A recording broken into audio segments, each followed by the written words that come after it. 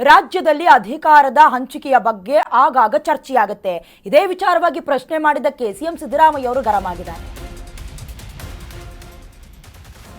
ಅಧಿಕಾರ ಹಂಚಿಕೆಯ ಬಗ್ಗೆ ಪ್ರಶ್ನೆ ಮಾಡಿದ್ದಕ್ಕೆ ಸಿಎಂ ಸಿದ್ದರಾಮಯ್ಯ ಅವರು ಫುಲ್ ಗರಂ ಆಗಿದ್ದಾರೆ.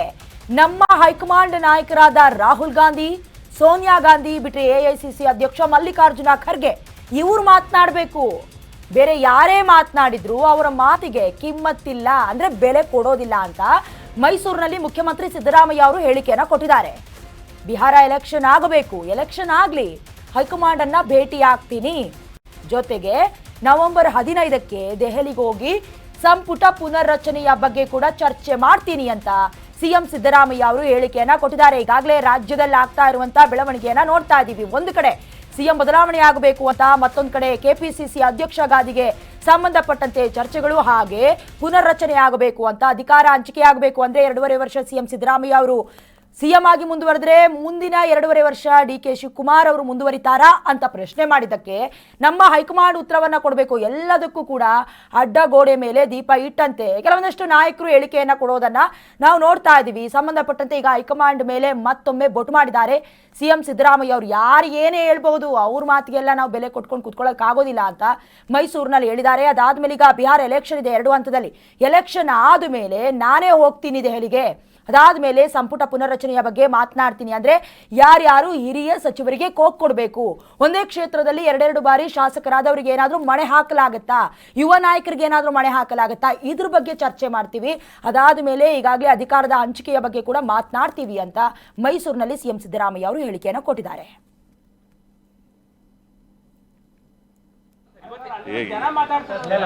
ಜನ ಮಾತಾಡೋದು ಬೇಡಪ್ಪ, ಜನ ಏನಾದ್ರು ಮಾತಾಡ್ತಾರೆ. ಹೈಕಮಾಂಡು ಯಾರ್ರೀ ಹೈಕಮಾಂಡು? ಸೋನಿಯಾ ಗಾಂಧಿ ಅವರು, ರಾಹುಲ್ ಗಾಂಧಿ ಅವರು, ಖರ್ಗೆ ಅವರು, ಅವ್ರು ಮಾತಾಡಿದಾರ? ಮತ್ತೆ ನೀವೇ ನಿಮ್ದೇ ಚರ್ಚೆ ಜಾಸ್ತಿ. ಅವರು ಜನ ಮಾತಾಡೋದಕ್ಕಿಂತ ನಿಮ್ಮದೇ ಜಾಸ್ತಿ ಆಗಿರೋದು ಏನು ಇಲ್ವಾ?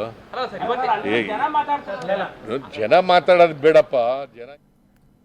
ಇನ್ನು ರಾಜ್ಯದಲ್ಲಿ ಸಿಎಂ ಬದಲಾವಣೆಯ ವಿಚಾರವಾಗಿ ಕೂಡ ಬಿಹಾರದ ಮುಖಂಡರು ಹೇಳಿಕೆ ಕೊಟ್ಟಿದ್ರೆ ಏನಂತ, ಡಿಕೆ ಶಿವಕುಮಾರ್ ಅವರು ಸಿಎಂ ಆಗಲಿ ಅಂತ. ಇದಕ್ಕೂ ಕೂಡ ಸಿದ್ದರಾಮಯ್ಯ ಅವರು ರಿಯಾಕ್ಟ್ ಮಾಡಿದ್ದಾರೆ.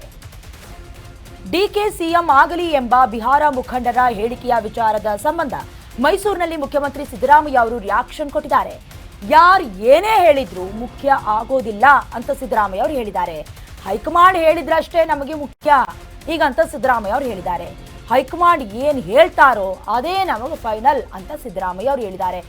ಮುಂದುವರೆದು ಈ ಹಿಂದೆಯಿಂದಲೂ ಕೂಡ ಡಿಕೆ ಶಿವಕುಮಾರ್ ಅವರ ಪರವಾಗಿ ಕೆಲವೊಂದಷ್ಟು ಸಚಿವರು ಬ್ಯಾಟಿಂಗ್ ಬೀಸಿದ್ರೆ ಸಿದ್ದರಾಮಯ್ಯ ಅವರು ನಾನೇ 5 ವರ್ಷವೂ ಕೂಡ ಸಿಎಂ ಆಗಿರ್ತೀನಿ ಅಂತ ಬಹಳಷ್ಟು ಗಟ್ಟಿಯಾದಂತಹ ನಿಲುವನ್ನ ಹೊಂದಿದ್ದಾರೆ.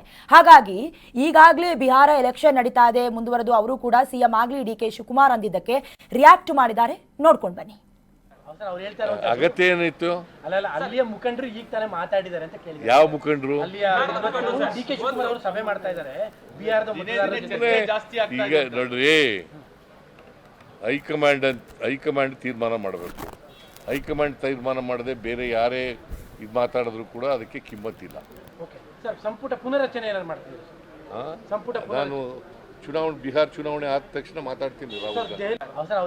ಅಗತ್ಯ ಏನಿತ್ತು? ಅಲ್ಲಿಯ ಮುಖಂಡರು ಈಗ ತಾನೇ ಮಾತಾಡಿದ್ದಾರೆ ಅಂತ ಕೇಳಿದ್ರು. ಯಾವ ಮುಖಂಡರು? ಡಿಕೆ ಶಿವಕುಮಾರ್ ಅವರು ಸಭೆ ಮಾಡ್ತಾ ಇದ್ದಾರೆ.